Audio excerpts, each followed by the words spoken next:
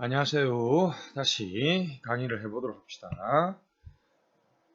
자, 우리 이제 142번입니다. 쭉 한번 보겠습니다. 소청심사 계속 보고 있죠. 틀린 것은 인사혁신에 설치된 소청심사는 중앙선관위 소속 공무원의 소청을 심사 결정한다. 우리 아까 말했던 것처럼 우리 국회, 법원, 헌재, 그죠? 관련 없습니다. 그리고 또 오해하면 안 되는 것 어떻게요? 지방공무원들은 우리 시도에 있는 소청심사를 가서 바로 소송으로 가는 거고, 여기 시도 소청심사의 끝을 나서 인역처로 오는 거 아니라는 거 잊지 마시기 바랍니다. 자, 그래서 1번이 틀렸네요. 2번 소청심사 결정은 90일 이내, 그죠? 이제 아까 앞 시간에 우리 정리했죠, 그죠? 여기 나와 있는 것처럼 됐습니다. 30일 이제 처분이 있었다 그냥, 그죠? 불리한 처분이 있었다. 30일 이내에 제기를 하면 기본적으로 60일 동안에 결정해야 되는데 부득이하면 30일 연장합니다. 자기들도 이제 90일 동안 생각해 봤으니까 내가 소송을 제기할지 다시 90일 동안에 소송을 제기할 수 있지 생각한다는 것이죠. 자, 그래서 우리 아까 4번 우리 아까 했죠, 그죠? 소청심사는 그죠? 3분의 2 출석. 다시 뭐라고요? 3분의 2 출석. 과반의 합인데 합의에 이르지 않으면 불리한 의견에 유리한 의견을 단다는 것이죠. 지금 현재 우리 소청심사는 우리 인사혁신처 기준으로요. 상임위원 5에 비상임 7입니다. 그죠? 위원장 포함이죠. 그죠? 2분의 1 이상이라 그랬으니까 그죠? 7명 돼도 상관없겠죠. 12명으로 구성되어 있는데 보통 그 회의에 제가 직접 문의해 봤는데 9명에서 10명 정도 군대요. 그죠? 다시 한번 우리가 이거 4번 얘기를 하면 견감정 예를 들면 그래서 9명이 왔는데 이렇게 그죠? 의견이 있는데 9명이면 5명이 가반이니까 여기서 이제 2명을 보내줬을 때 감봉이 5가 되니까 이제 5명 가반이 되니까 감봉으로 결정되겠죠. 그죠? 됐습니다. 근데 여기서 이제 강등이 한 명, 10명이 와서 강등이 됐다. 근데 이제 이렇게 강등이 돼도, 강등을 주장하는 사람이 있어도 이렇게 불리한 의견에 유리한 의견을 더하니까 4명이 되니까 10명 중에 가반이 5명이니까 이 정직이 아니라 감봉이 또 여기서 이제 5명을 더하면 8명이 되니까 그렇죠? 이렇게 해서 결국 여기도 감봉이 되겠죠. 그래서 다시 가장 불리한 의견에 유리한 의견을 다한다는 거죠. 그냥 단순한 예로 이렇게 나왔을 때 여기 더하면 4가 되지 않습니까? 그죠? 그럼 여기 이제 4가 되는데 10명 지금 중에 4명이면 과반이 아니니까 그죠? 이제 다 더했던 4명 중에 4명이 다 하면 7명이 되니까 10명 중에 7명이 된 이제 과반이 됐죠? 그러니까 이제 이번에 감봉이 결정되겠죠. 됐습니다.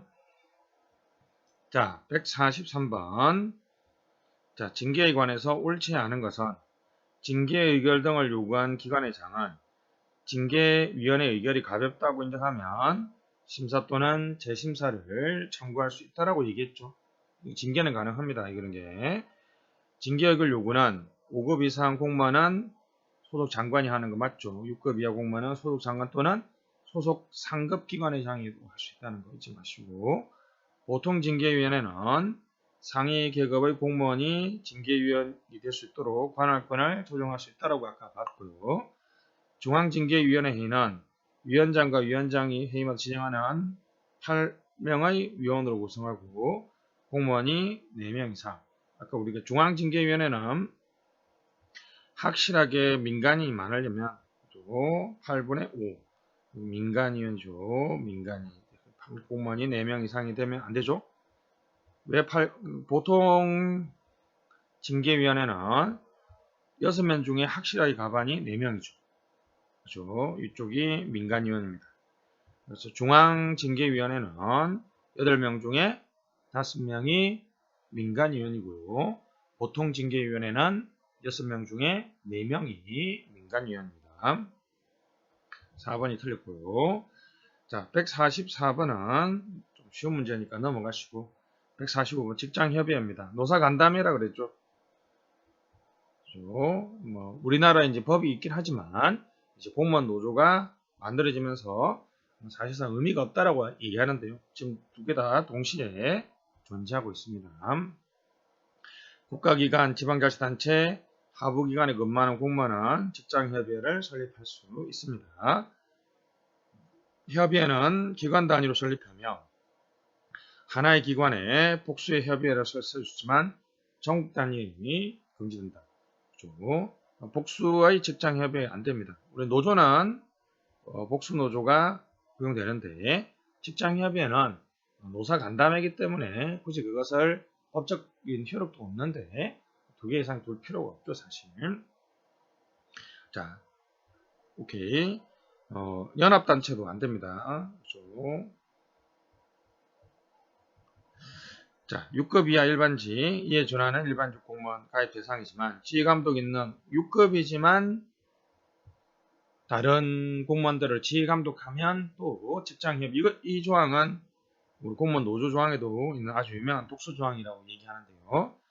우리 6급 이하 일반직 공무원들은 가입할 수 있는데 단 이 6급 이하 일반직 중에서도 다른 공무원들을 지휘감독하면 노조에 가입할 수가 없습니다.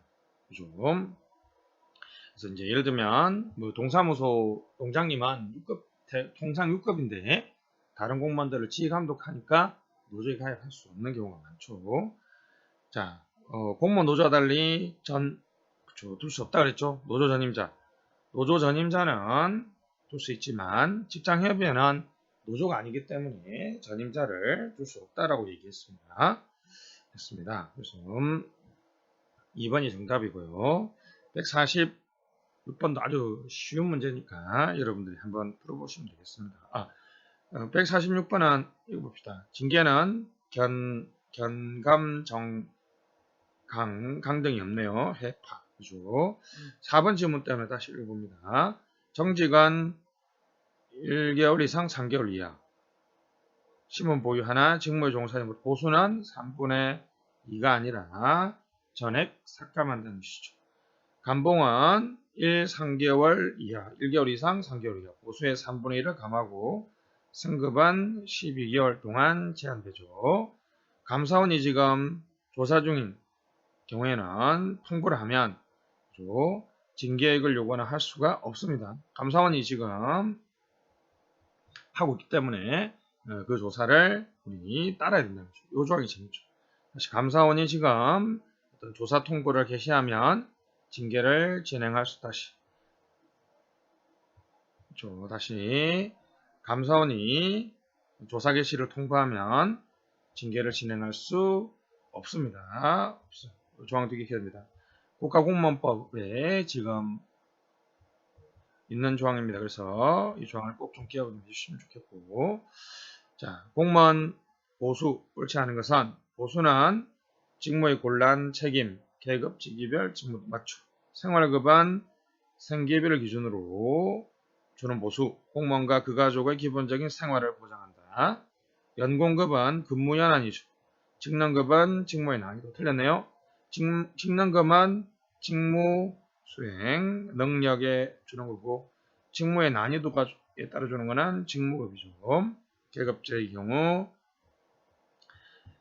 직책에 따라 보수가 결정이 아니라 계급 자체의 경중에 따라서 보수가 주어지죠. 자, 그리고 국가공무원법상 인사에 대해서 옳지 않은 것, 당연퇴직은 법에 정한 사유, 별도의 처분 없이 수면한 맞죠. 그래서 당연퇴직이죠. 통상 당연퇴직은 공무원의 결격 사유와 일치하는데 우리나라는 일치하지 않죠. 우리 잘 아는 것처럼 선고유예, 그죠? 모든 선고유예는 결격 사유이지만 당연퇴직은 수뢰와 관련된 선고유예를 받은 사람만 당일퇴직 사유가 된다는 것은 아주 중요하게 우리가 강의를 했었죠. 직권면직은 법에 정한 사유가 발생해 임용권자가 일방적으로 공무원 관계를 소멸시키는 행위 맞습니다. 직위해제는 직무 수행 능력이 부족하거나 근무 성적이 극히 나쁜 경우 신분은 유효하지만 강제로 직무를 담당하지 못하게 하는. 근데 중요한 건 이거는 징계가 아니라는 거죠. 직위해제는 뭐라고요? 징계가 아닙니다. 중요합니다. 강임은 한계급 아래로 내리는 징계의 종류. 그것은 강등이죠. 됐죠? 강등과 강임, 인사이동으로서 자발적으로 한계급 아래로 내려가는 것은 강등이 아니라 강임이고요. 징계의 종류로 한계급 아래로 내려가는 것은 강등이라는 것이죠. 좋습니다. 4번이 정답이고요. 자, 다음 공무원의 신분보장과 배제에 대해서 옳은 것은 있습니다. 직위해제, 직위를 부여하지 않죠. 신분 박탈은 아니라 그랬죠. 신분 박탈 행위는 아니다. 신분 박탈은 아니다. 그죠? 징계도 중요합니다. 뭐죠? 뭐도 아니다. 징계도 아니다. 그죠? 신분 박탈. 직권면직, 직제 정원 변경, 폐직 또는 과원일 때 신분을 보유하는 게 아닙니다. 직권면직은 그냥 여러분 말이 좀 어려운데 민간 기업으로 얘기하면 해고죠, 해고. 또는 경영상의 긴급한 필요에 따라서 하는 정리해고와 유사하다고 보면 되겠습니다. 해임은 됐죠. 신분 박탈 맞죠? 퇴직급여에 기본적으로 이제 해임은 퇴직급여에 제한이 없는데요. 공금 횡령과 관련된 해임인 경우에는 8분의 1을 감합니다. 8분의 1. 파면은 퇴직금을 우리 5년 미만을 근무한 사람은 퇴직급여가 좀 적기 때문에 4분의 1을 감하고요. 5년 이상 근무한 사람은 근무기간이 좀 길고 금액이 많으니까 2분의 1을 반을 감아주고 정직은 신분을 보유하지만 직무 수행을 일시적으로 정지하는 보수의 전액을 삭감한다는 것이죠. 됐습니다. 직무를 보유하지만 직무를 일시적으로 됐습니다. 그래서 다시 봅시다. 1번은 신분 박탈 행위 틀렸고요. 2번은 직권면직은 신분을 보유하는 게 아니죠. 됐습니다. 2번의 해임은 2분의 1 아니라 그랬습니다. 파면은 공무원의 신분을 박탈하는 중징계 처분으로 퇴직급여의 감봉이 없는 게 아니라 방금 봤죠? 5년 미만은 4분의 1, 5년 이상은 2분의 1을 감합니다. 정직이 정확하게 맞고 정직은 항상 지금 옛날에는 1, 3개월 보수의 3분의 2였는데 이제 보수의 전액을 감한다는 거. 이게 시험에 잘 나옵니다. 자, 최근에 이제 유연근무, 이게 이제 표현이 여러 가지입니다. 탄력근무, 됐죠? 물론 유연하라고 하는데, 옳지 않은 것, 유연근무, 시간 선택, 전환근무, 탄력근무, 원격근무 포함한다. 자, 원격근무, 재택 스마트워크. 스마트워크는 이제 스마트워크 센터에 출퇴근을 해서 일하는 거고요. 내가 모바일로 근무하는 것을 포함하고 있습니다. 심각한 보안 위협이 예상되면 할 수 않겠죠. 재택근무자들은 시간의 실적분하고 정액분 지급한다. 정액분은 똑같이 만약에 여러분 1시간 그죠?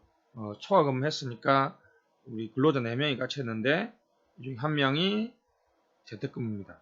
1시간에 대해서는 4명 다 줘야 되겠지만 그 성과 실적에 대해서는 이분은 주지 않는다는 것이죠.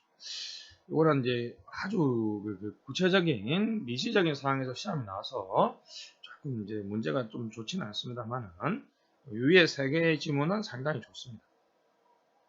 자, 옳지 않은 것은 유연근무제는 공무원의 근무 방식과 형태, 개인 업무 기간 특성에 따라서 선택하는 시간 선택제 근무는 통상적인 전일제 근무 시간보다 길거나 짧은 길게 일하는 경우는 없습니다. 하루에 그죠? 8시간을 일하고 주 40시간을 일하는 것은 법률적인 의무죠. 이걸 해야지 근로시간을 충족해야지 보수를 받을 수 있습니다. 좀. 시간 선택제 근무는 여기 위에 문제 보면 시간 선택제 전환 근무제와 같은 말입니다. 요 이제 40시간 근무하는 것을 20시간하고 20시간으로 나누죠. 그럼 이게 우리가 이제 시간 선택제 공무원 또는 시간 선택제 채용 공무원이라는 시간 선택제 채용 공무원이라는 표현을 씁니다. 근데 각각 5시간 정도는 서로 이제 주고받을 수 있다는 거죠. 여기 이제 A라는 사람이 근무하고 있었는데 이 사람이 이제 워라밸 관점에서 내가 반만 일하겠다. 그럼 이제 B라는 사람을 채용할 수 있겠죠. 여기 잡 쉐어링, 일자리 나누기의 한 방편으로 우리 이제 박근혜 정부에서 시행되었다가 요즘에는 이제 잘 그렇게 호응이 많이 없죠. 그래서 시간 선택 임기제 공무원은 파트타임이죠.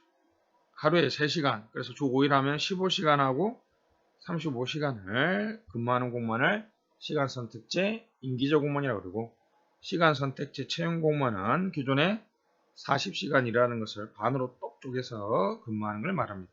그래서 길게 근무한다는 거 틀렸고, 그죠? 20시간 플러스 마이너스 5시간이죠. 탄력 근무는 전일제 근무 시간을 지키되 근무시간, 근무일수를 조정하는 걸 말합니다. 원격 근무는 직장 외에 하는 것이죠. 원격 근무 좀 넓게 보면 보통 이제 집에서 많이 하니까 이걸 재택근무라 그러지만 내가 이제 모바일로 이동하면서 근무하는 거하고 스마트워크 센터에 가서 근무하는 거. 요즘에는 그래서 이것을 스마트워크라고 얘기합니다. 스마트워크라고 얘기하고 3번과 관련해서요. 하루 단위로 내가 이제 기본적으로는 9시에 출근하면 6시에 퇴근하지만 8시에 출근하면 5시에 퇴근하고 10시에 출근하면 7시에 퇴근하겠죠. 아무래도 이제 워킹맘들은 10시 정도 출근할 수도 있으면 좋겠죠. 그죠? 왜냐하면 애들 뭐 이렇게 어린이집에 보내기도 좀 여유있게 보내고 그죠? 그래서 워라밸 관점에서 실시됩니다. 하루 단위에서는 이렇게 하는 것은 우리 시간을 두고 출퇴근 시간을 적용한다. 시차 출퇴근이다 라고 얘기합니다. 근데 주 40시간 단위로 한번 봅시다. 주 40시간 단위로 보면 자 월요일 8시간 근무하고요. 초과 근무를 4시간 합니다. 법상 우리 초과 근무는 4시간밖에 안 돼요. 그럼 12시간이죠. 화, 수 12시간, 12시간. 그죠? 그럼 목은 36시간을 일했으니까 주 몇 시간만 채우면 됩니까? 40시간만 채우면 되죠. 그럼 여기 있는 목요일은 9시부터 1시까지 하면 4시간이죠.